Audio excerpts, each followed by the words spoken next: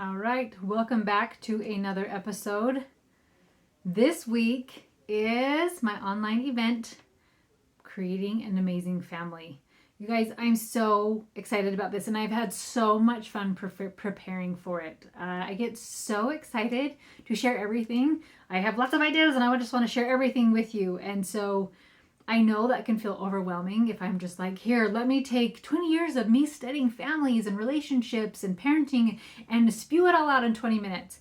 And so, even though that's what I like in the back of my mind, I want to do, I wanted to actually give you something that wouldn't be overwhelming and that you could actually start implementing without going and studying all these books and doing all these things. So I really got to distill it down to the very basic, easy things that you can do. And I have it broken apart in 4 different areas. And I cannot wait to share it with those who've signed up. So if you have not signed up, go and do it. It's going to be fun. You know, I'm a party. So you can go to my Instagram and click on my bio, the link in my bio, and you can sign up there. Or you can go to my website, www.coachmegthomas.com, and click on events and sign up there. It's going to be a ton of fun. All right, this has been an interesting month for me. We are in March, and as many of you know, I have been training for an Ironman, and I actually did a full podcast episode about how I did one before, but I did not finish it, and how I wanted to hide, and I didn't tell anybody I was going to do it, and so I hide when I get nervous. I didn't tell anybody I was going to homeschool. I don't want to share all of me with everybody. I want to just share the good parts when I finish, when I complete. And I am working on being much more vulnerable and being much more open of the struggle to get somewhere. And it has been challenging for me emotionally to be so open and vulnerable about my training. And so I started training in November. And for the most part, I've really enjoyed the actual training part. I don't know if there's something wrong with me, but oh my goodness, I love it. I love pushing myself. And it actually can be quite a spiritual experience for me when I push myself physically. That part's been really cool. So it's going pretty well until March 2nd hit. And on March 2nd, I sat on the calendar and all of a sudden my mind went, your Ironman is 1 month from today. And I panicked. I was so afraid. Seeing that my race was only 1 month away, all of a sudden, I started questioning everything I was doing. Everybody knows that I'm doing this race. I've been open about it. I'm posting about it. I talk about it. Like, what if all these things go wrong? What if I don't finish? What if all these things? And I started feeling so much anxiety. Now, friends, to be completely honest, I'm not a very anxious person, and it's not something that I have struggled with very often. Yes, I feel all the emotions. I get sad, scared, angry, frustrated, annoyed, just like everyone else. But anxiety really hasn't been something that's been an issue for me for a really long time. And it hit me so hard this month. I found when I feel anxious, right, because we have our feelings that drive our actions. So my actions are a lot of inactions when I feel anxious. I want to stick my head in the sand. I want to sleep all day long, and then I have a really hard time sleeping at night. I downloaded a game on my phone, which is so out of character for me, and I felt my justification was it was kind of educational. It was Sudoku, and my justification was it's puzzles and numbers and math. And I just wanted to play Sudoku on my phone. So anxiety was kicking my trash. And anxiety is a really, really interesting emotion. It's something I have studied a little bit about. And one of my favorite explanations about anxiety comes from Dr. Jordan Peterson. And he talks about the difference between anxiety and fear.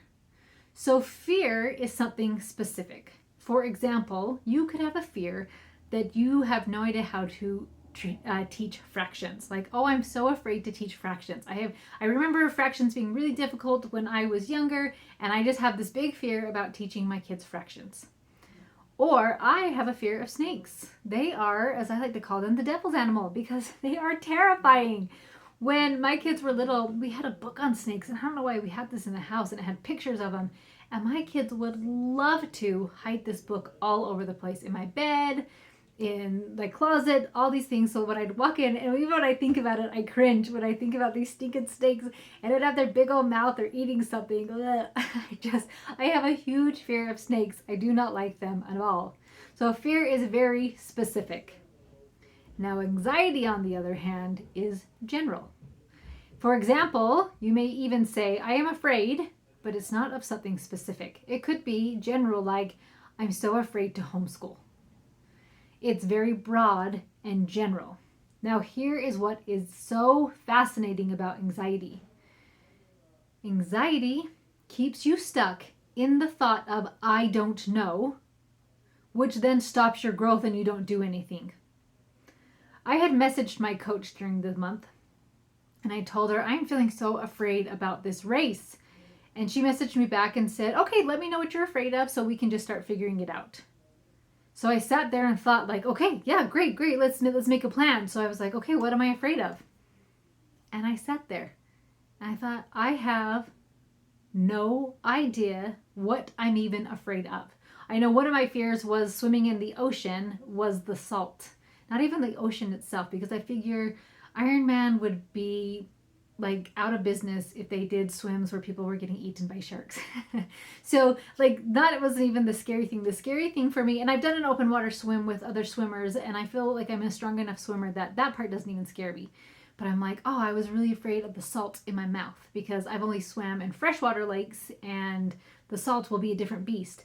And so I went with my husband to Florida, I don't know, how many weeks ago was that? I don't know. But I got to practice swimming in the ocean and I was like, oh, actually, the salt was just fine.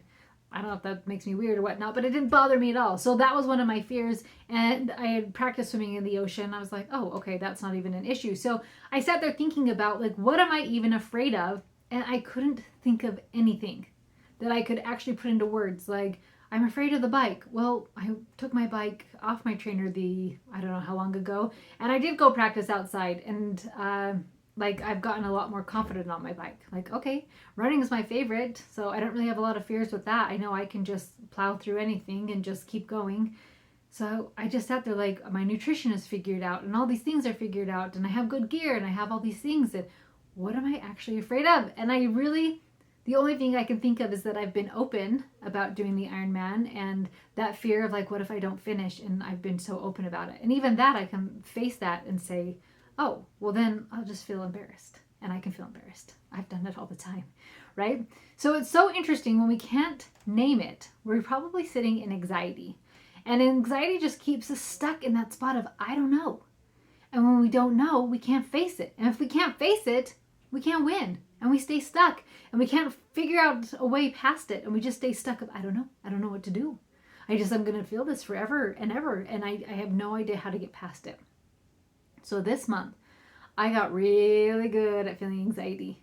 It feels like absolute chaos running through my body. It is busy. It is black. And it moves through my body at a very high speed, mostly in my chest. As I've gotten really curious to see what I'm actually afraid of, the anxiety has gotten smaller and smaller. And it's so interesting just to be aware of the thought of like, oh, I'm feeling anxious. And just being noticing of that of like, so what am I actually afraid of so I can face it? And when I question that anxiety, I watch it just kind of hide its ugly little head like, I don't know, shouldn't you just feel anxious? This is a big race, right? And as I question it, how much smaller it starts to get. You may feel anxious about your homeschool. Start naming what are you actually afraid of. A lot of the fears I hear from clients are, I'm so afraid I might mess up my kid. I just might mess them up. Another fear is, I don't think I'm smart enough to homeschool. Another fear I hear is, I'm afraid of being with my kids all day long, day in and day out, with them all the time. As you name those fears, you can then start creating a plan to defeat them. So let's say, for example, you are feeling all sorts of anxious about homeschool. And I want you to start getting curious and start questioning, like, what am I actually afraid of? So what if you sit and think about it for a while and you think, okay, grammar. I'm terrified of grammar. English was my worst subject. I hated writing. I don't know what a noun or a verb is. And don't even get me started on prepositions and anything like that. Like, I have no idea about grammar. So all of a sudden now I've named my fear. Now I know the dragon I'm facing. Instead of anxiety is almost being in a room full of, you don't even know how many dragons, but in the dark. And you don't even know where to fight and where to go because you're in the dark. You maybe only have one dragon, but you can't even face it because you're in this dark room. And when you name it, the light comes on and I can see it. And when I can see it, I can create a plan to defeat it. So if you have this fear of grammar and you see that ugly dragon sitting in the corner and you're like, hey, I'm afraid of you. I don't know what a past I'm going to say it wrong, participle is, or anything like that. I don't understand what those things are and I don't get it. So when you look at that dragon, all of a sudden you can start making a plan. Like, okay, but I can learn it. I can go study about grammar and language arts. I could actually just learn right along with my kids as I teach it to them from a curriculum or a book I find. I'm going to learn it right there and then with them. I could listen to podcasts that teach you all about the English language. There are podcasts on everything. There are YouTube videos on everything, right? Like, I can go and find those things. Maybe I'm going to go read classic books and just be really inspired by their beautiful writing. Maybe I'm going to join Mama's Members, where I'm going to look into the thought of, I don't know anything about grammar.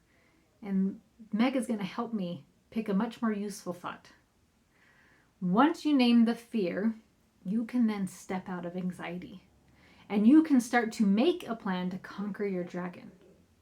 I love the definition of courage.